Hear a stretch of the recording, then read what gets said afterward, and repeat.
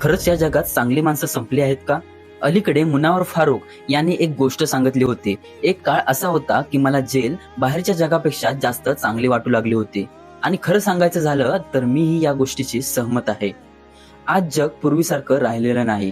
लोक इतके हार्टलेस झाले आहेत की एखादा गरीब माणूस भुकेने मरत असला तरी कमजोर व्यक्तीला आधार देण्याऐवजी त्यालाच आणखी दाबलं जातं. रिलिजनच्या नावावर भांडण होतं. करप्शन, क्राईम, धोका आणि खोटेपणा जणू आता सामान्य गोष्ट झाली आहे. आणि चुकून 100 लोकांपैकी एखादा जरी चांगलं काम करण्याचा प्रयत्न करत असेल तर उरलेले 99 लोक मिळून त्याचा आवाज दाबण्याचा प्रयत्न करतात.